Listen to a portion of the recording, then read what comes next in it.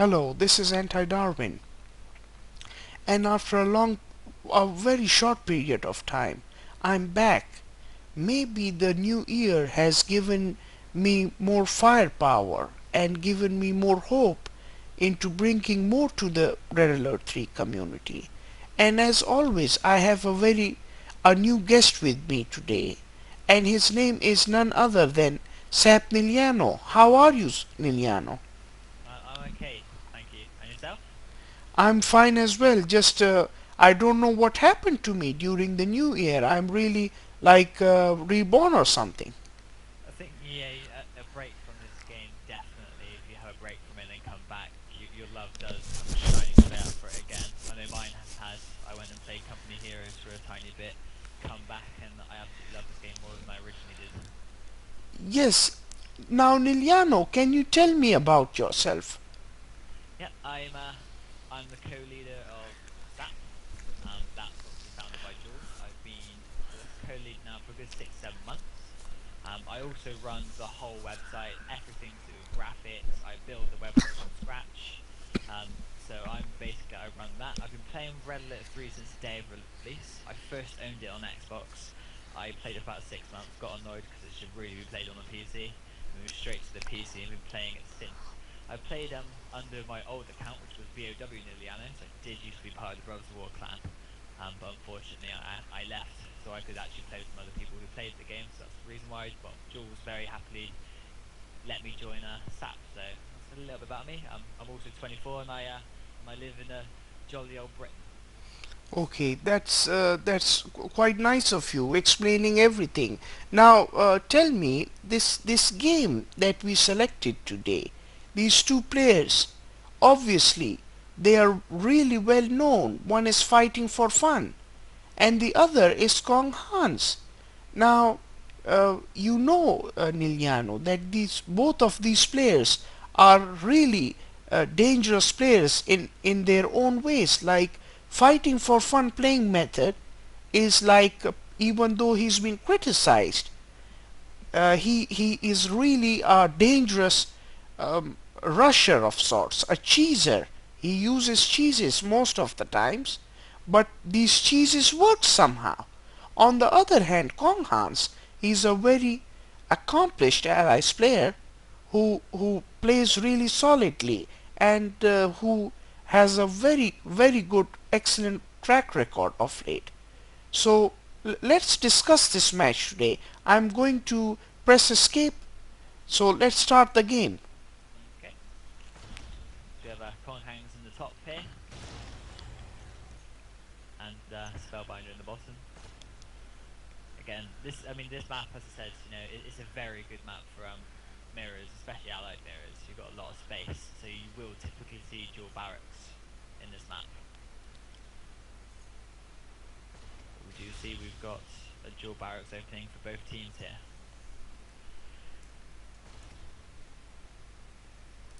Again, this map, I think that middle garage is something that's very underused, and I think really players should look more into actually utilising this, especially Empire mirrors. This is a fantastic thing, and it does give you the upper hand. Yes, Niliano, and somehow fighting for fun has heard your comment, and he has made an engineer, and he's about to capture this garage. Yeah, it's something that's very underused, the garages, in any Red Alert 3 map. But I don't know what we're seeing here, but it looks like we've got no refinery and an MCV on its way to Konghang's base. This is exactly what I talked about during the introduction of this game. I think, yeah, I mean, obviously with these type of tactics, they're very good. They test the opponent's knowledge of the game. But obviously we'll see how this actually pans out for fighting for fun here. We've got a bit of a peacekeeper war in the middle by this garage, which looks like Kong Hands is gonna possibly be the victor of. Well, I'm seeing fighting for fun destroying both walls. What's going on, Liliano? How did he But do that? it's the monster truck MCV. It's what you can do with these is if you go up to it and reverse move it quite quickly, you can destroy a wall just by running into it. The Allied, any MCV and the Apocalypse tank, I believe, are the only two units in Red Alert 3 that can actually just mow over a wall without using a special ability, such as the King only has to charge through it. So I think what we're going to see now is a lot of turrets.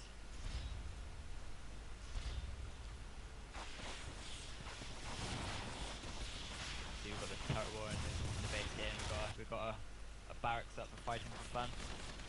This potentially is a very fatal push.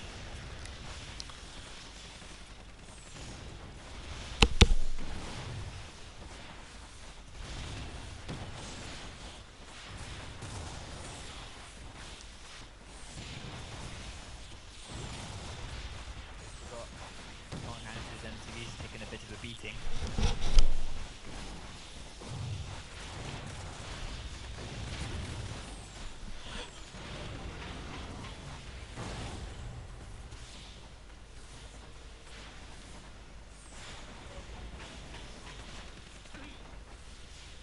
Hello? I'm here, nilliano. Okay, sorry. I'm just shocked by how this game is moving, even though I'm quite surprised at the pace of the game. I can't follow it quite well. It's quite fast paced. Obviously, again, with these strategies, it's very much all in strategy. So, you know, a player can die in a matter of minutes. Again, following back onto your comment on why, you know, the people who do this get criticised, because, you know, they see cheese as bad. Personally, I've always thought cheese is a test of knowledge of the game. If you know the game well and you do your scouting appropriately, you can catch cheese and survive, or at least prolong your decimation, which, from what I can see, is exactly what Konghounds is doing at the moment. He's got this javelin soldier locked onto his power plant. This is Konghounds' only power plant with no MCV, so if that was to go down, it would prove quite fatal.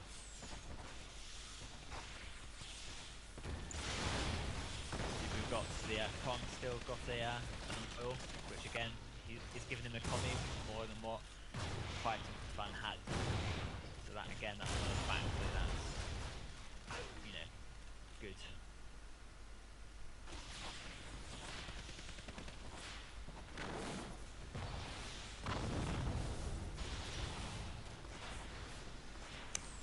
So nilliano, here we see that down south, uh, Kong Hans has killed his power plant, Fighting for Fun's power plant. But Fighting for Fun has once again made his power plant. And he's going again with his MCV to Kong Han's last unit producing structure. In fact, his last structure of the match. Yeah. Good move there by Kong though. You know, it stopped Fighting for Fun being able to build a refinery if he had the money to do it. So that was, you know, a good move to stop that economy. So he's still got, even though it's not a lot, he's still got the economy advantage. But obviously in the fight in the base now, we've seen quite some nice micro. We've got reverse moving. We've got, you know, awareness for these Riptides to stay alive. Otherwise, his MCV will just squash them. Well, Fighting for Fun has a power plant, and all he has to do is like place his MCV and make a turret, but somehow I'm seeing from his perspective he doesn't have even like 800 to make a turret, and his power plant is being destroyed by Kong Hans. Yeah. I think obviously again it's a very good thing for Kong to do is take that power plant out. You know, without the power you're gonna, especially for allies as well, your units cost more and they will spend a lot longer to be built, hence why Kong Hans might have enough money to build a Riptide, it's just coming out very slowly because he has no power, no resource. However, obviously said that oil is taking a little bit of a key factor, but he has no power. Construction vehicle at your service. Fighting for Fun doing quite clever, deploy the MCVs to get that cryo shot down, you know, hoping to get maybe just one of these Riptides that is really stopping this Peacekeeper from doing any amount of damage to his And at the moment, Fighting for Fun is out of having any units, and he just has an MCV. This is looking like a very bad situation for Fighting for Fun. Wait a moment, he's making walls. yeah, wall them out, so he's walling so he can maybe protect. So he's got this Construction flank. vehicle at your service. The wall will make the Riptides a little bit slow just to get around that corner. So if he does make any units, they have that little bit of spare time they can take. Maybe if he's got an engineer, because it will in vital seconds to get the engineer into that war facility. But as the NCV goes down, game over. This was a very intense game, Liliano, and I think what you said that these riptides, even though initially I thought he's like made a mistake of making too many riptides, but these riptides really saved Kong Hans in the end. I think Riptides, as far as the IFV, is not that good against ground. The Riptide is very good because Fighting Fun could have quite happily just retreated to the water and then built up on the water. Obviously, Riptides can go on the water and they have that added bonus of when they're on the water you can get torpedoes. So again, the Riptide may not be an overly powerful unit. However, if you get enough of them, especially with infantry, you can really suppress that infantry and buy yourself some time. Um, I'm I'm back from the break, and before the break we were discussing about how great these two players are. We all know how Tinju mostly wins. Like I never saw him lose like 4 games even in a month. It's definitely a rare sight. If he loses 4 games, I think I never saw this in like 2 3 years. Like he's losing 4 games on the ladder. He's always winning, and Yeah, I and think the thing is with Tingu, his build orders, the way he plays, is different. His play style is so diverse and different. You can instantly tell if he's trained any other Soviet player and you play them, you can tell they've been trained by Tingu just by the way they play. and technique. The other day I heard him saying that Tingu is the best Soviet player at the moment and has been for a long time. So he has really a top notch above the other all the other Soviet players. So he's I like way up there.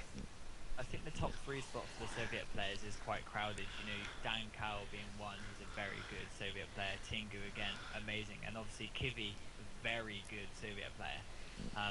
Obviously Tingu isn't as online as he can be, and therefore he could be better if he was online more. He's not online that much anymore, but he's still probably the best Soviet player out there at the moment.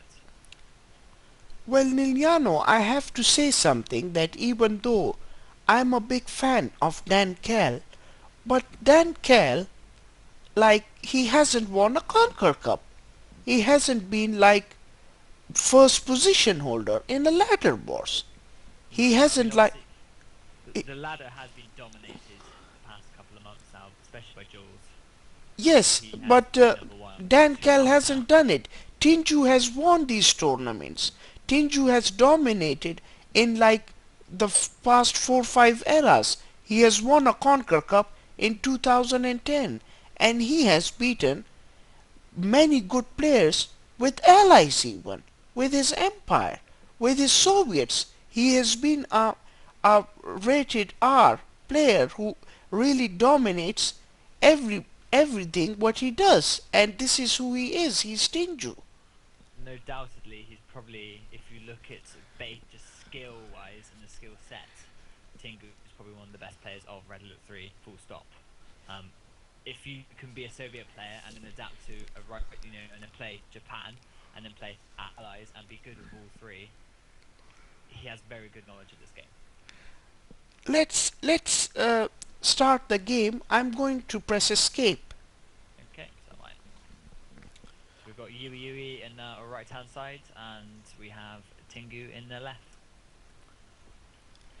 So Tingu, as usual, going for a very orthodox barracks first. Yeah, and I don't know what's going on here. I think Yui might have been AFK slightly there, as he's only just He started was producing. AFK and he has just started producing his structures. So this obviously gives a lot of advantage to Tinju on an already Soviet map. This is a Soviet map. Yeah, Everybody will tell definitely. you it's a Soviet map versus allies. I think as far as the map things go, yes, there are obviously maps that favour different factions. However, you know, if you're a high skill set player such as these two, you can adapt. So Niliano, tell me, on Cabana Republic, I have seen that people are not going for the oil derricks. In fact, they are mostly going for these middle structures in the middle of the map. Why is that happening most often these days? I mean, to be honest with you, the oils obviously they do offer a big advantage. As you can see, Yui's got an engineer on his way up now. Mainly for Empire. If you're Empire on this map, you want to be securing both of those top dojos. But obviously, with the middle, the fact is obviously these people have to go through the middle in order to actually reach each other if they're not going to go by sea or air. If they're going to have a land battle such as a tank battle, which is, you know, say for instance the Soviets quite favour the land because their tanks are very good. If you occupy that middle, you know you can reduce the numbers of tanks in which your enemy is sending towards you, and it also gives you very good map awareness, which as you would know, Mr. Owen, that is very important in this game, map awareness. Yes, and Tinju is a master of being a map aware. He is always aware of everything. Look at the conscripts. He's spamming them. And he's making sure he occupies all the civilian structures with those conscripts. Yep, and as I said, you know, before about Tingu's alternate game style as such, he's got the airfield out first, and he's got twin blades out already. Um, no bullfrogs, nothing else. He's got his MiGs and his twin blades, which against allies, you know, obviously Tingu's a lot better player than me, but I wouldn't have thought would be the favourable thing to do, as an Apollo fighter will just eat a MiG alive. As we're about to see now, the MiG and the Apollos are Yes, going to well, meet. I have to disagree with you here a bit, Niliano. On Battle Base Beta and on Cabana Republic, all pro Soviet players are going airfield first versus allies because they know that these days the modern allies player goes to a third refinery very fast. Yeah, I mean, every game I've seen with an Allies player, obviously, I'm not an Allies player, so my knowledge of Allies is from what I've been taught from the likes of Kong Hans, Destructo, and and C9, for instance. And when I play Allies player myself, I tend to see them going that fast airbase first to get that Apollo out to obviously stop me from getting my Tengus. Obviously, this is a Soviet match, so obviously, where I might have been a little bit incorrect there. Well, Niliano, I have to point some technical details to you in this match. During the start of the game, I noticed that Yui sent his dogs to scout the build order of Tenju, and he knew exactly where to place his third refinery. He had a choice either to go top or to go to the seaside, and he wisely chose the seaside because Tenju went upstairs for his third refinery. Yep, and also you'll see now that Yui has his MCV at the bottom, uh, near Tingu's base. And he is Um, MCV pushing. He is treating this game as if he's playing versus Empire. yeah. Now, one thing Tingu is doing is his MCV is at the top of the map now, near the two refinery points up there. Admittedly, it's not doing anything at the moment. I think he's a bit busy down below here with his trying to micro his hammer tanks to get rid of this turret push.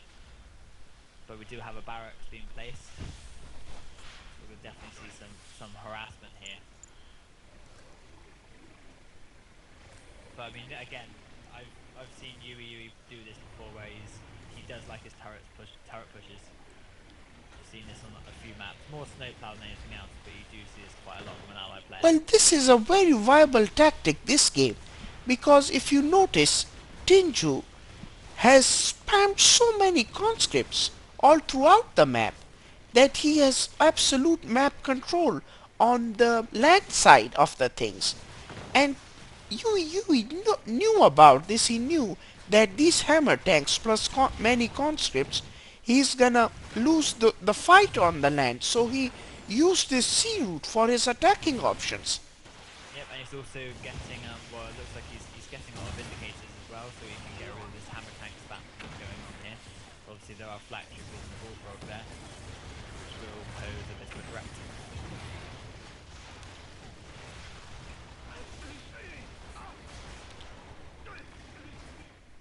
So the cryo shot there, obviously that was seen by Tingu, so that was nice. You've got the bullfrog kind of camping out the airfield here, so it will hopefully stop these indicators doing too much damage.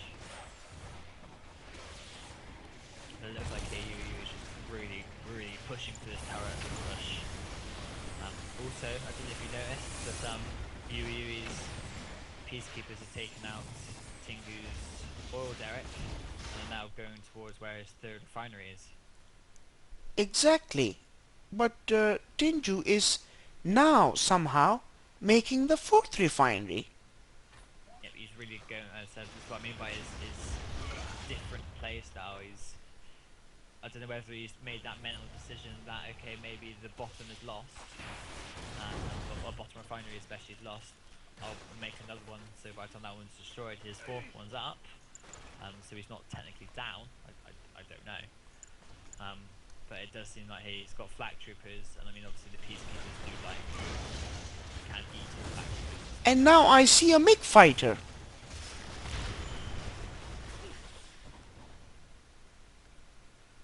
I think he's a little bit behind me.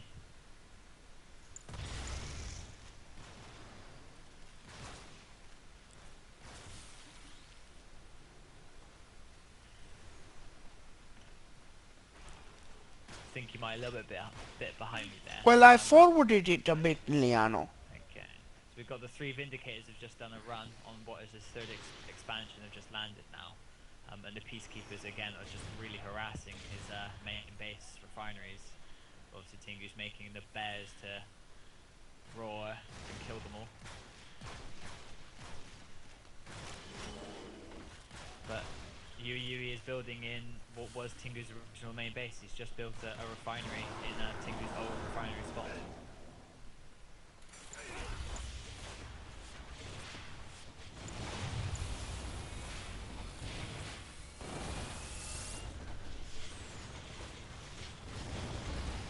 Tingu's trying to retaliate here. He's got big flak triple spam. Whether he's turret make short work of them. I would hate to say it, but I may say that this could be, from what's going on at the moment, judging how the gameplay is running, that this could be actually a game that Tingu loses.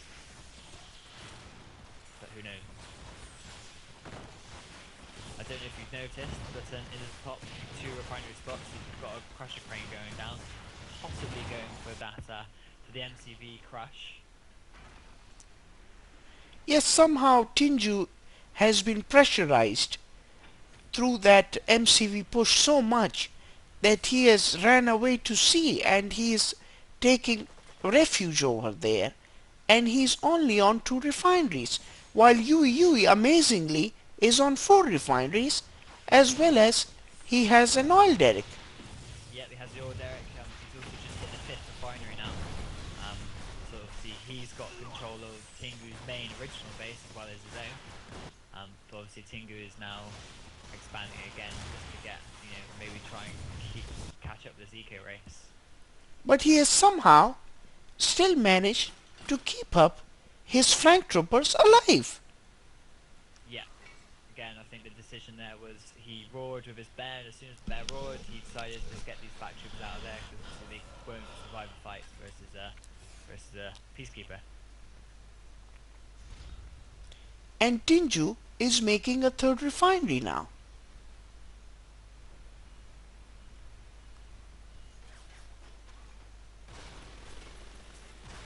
Where's that? 22.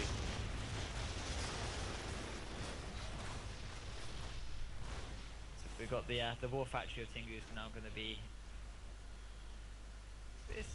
It's being shot at. Not not doing that much. In fact, it's not taking any damage. No, Maybe it's some fine. bug or something. It's like either UU is aiming at some other place with control, or the war factory isn't taking any damage. Could be that, or it could just be the fact that it's force firing onto the ground, as you said. Again, I don't think he's really noticed. He's too busy trying to defend that top right refinery spot. And Nilliano, what am I seeing at northeast side?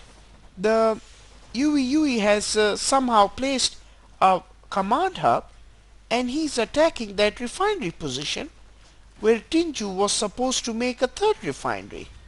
Yep, I think he scouted out that Tingu was trying to expand there. I think both players were going for that refinery spot at the same time, and obviously he had that command hub already set to be deployed there, and then noticed, wait a minute, Tingu's trying to build here, and obviously trying to push him out of there because he wants that refinery spot. Doesn't necessarily need it, but he wants it. In the bottom left we have a bit of a hammer tank versus riptide argument, but this is now going to be supported by vindicators, and they'll make short work of those hammer tanks.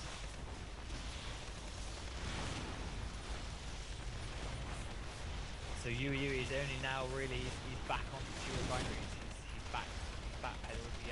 He does have 4 or 5 refineries, 4 refineries now. But only 2 of them have collected. But again, he still has that raw advantage.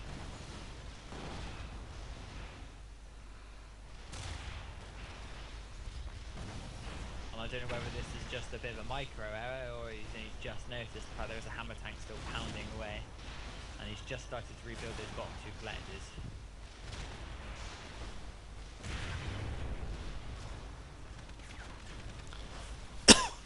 Yui doesn't care if his refinery is getting pounded or not. All he cares is he has to destroy his war factory, Tinju's war factory, and he has done exactly that. Again, really pushing the fact that he wants this land advantage. He knows he's got Tingu on the back pedal now. So he's pushed into the water, which can only mean he can only build Air Force or Navy. Again, a very good decision to do. Admittedly, Yui does have a bit of a formidable ground force now, and might be technically redundant, as Tingu's not really on this land bar those garrison buildings on the shoreline. So Tinju has destroyed the war factory with orbital drop, and he has a star status hammer tank. Yui has underestimated this hammer tank, but now he's gonna get rid of it using his multi-gunner turret. Again, I think that was a bit of an error. Might not have realised it was going on. He was quite busy up the top right. Maybe he didn't realise what was actually going on. Well, right now, Tinju, I don't see his MCV. It's at the top. I thought that he has crusher craned his MCV, but he has also a habit of not selling or crushing his MCV, which I forgot, to be honest. Again, I think with it's Tingu's playstyle, normally if you see a Soviet player going for a late crane, and especially, they're backpedaling, as what Tingu is doing at the moment, 9 times out of 10 it normally is followed by an MCV cell, but again, Tingu's playstyle, that's not how he would play. So Nilliano, the game is totally, at the moment, in favor of Yui. He has like 4 refineries. are docks and he's on tier 2. He has 4 Vindicators and a very formidable land army. Yep. But this is Tingu. He is very famous for making those miraculous comebacks. So I wouldn't want to rule him out quite yet. Admittedly, those bears are going to do a bit of damage Well, to in that infantry. the mood in which Yui seems to be in, I don't think that Tinju is going to come back in this match. But perhaps maybe I can be even wrong. If you look at it from where it is now, then you would, yep, Yu has definitely got the upper hand. Um, I still wouldn't want to put Tingu out of the game quite yet.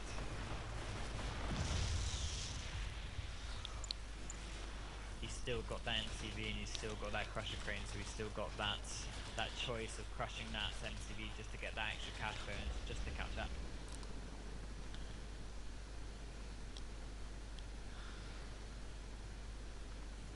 I don't know how far you are, but he's just captured Tingu's just captured that oil that Yui's had all game.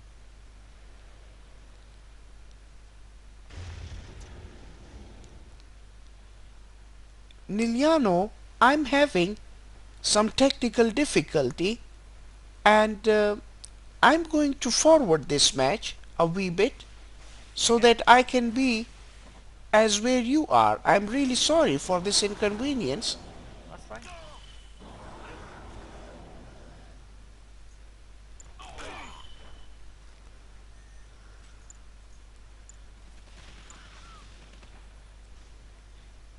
So I'm at the position where Tinju has lost a refinery. In the top 2 refinery spots.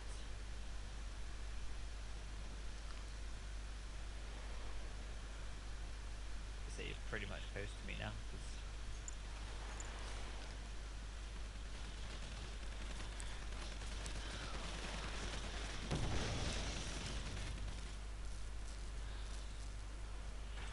I've now reached the end of the game. I'm not going to mention who's won until you've caught up with me. Yes, the game is over and I was pretty lucky that the technical faults and issues came when the game was already about to be over. So Yeah, so no worries and no hassles, I guess. But I will yeah, still apologize to the people who are watching this video that I had this technical issue and I will make sure that this doesn't happen again. Now tell me, Niliano, this match, it was like it. This match was played in a tempo where I analyzed it like Tinju had a game plan, and his game plan at start was to control the map, and he directed his conscripts to civilian structures which are placed in the middle of the map and also on the northeast side. So yeah, he garrisoned up all his conscripts over there and then went for a airfield build order. Yui scouted this build order and as soon as he noticed and he waited as soon as he noticed that Tinju is going upstairs to the northwest side of for a third refinery, he immediately decided to go for a third refinery in the sea area which is close by west to his base, and then he decided to go for an MCV push. yeah. And Again, it's very similar Tinju again to never had yourself. terror drones early on, and he had struggled after that MCV push all throughout the match. So obviously this MCV push was the main turning point of the game. And please tell me, how did Yui manage to break defense of Tinju with his MCV push? I think he noticed that he went for fast airfield, so he knew there was no terror drones knocking around. As soon as you notice a player going up to the top, as an ally player, you can think, right, okay, let's get into that base, let's build those turrets, let's build that, the barracks, really pressure these 2 refinery spots, so you knock the opponent off of what is their initial game plan. I think if he didn't do that NCV push, it could have left Tingu to get four, maybe five refineries, really get that air dominance, and really just serve Yui a bit of a beating.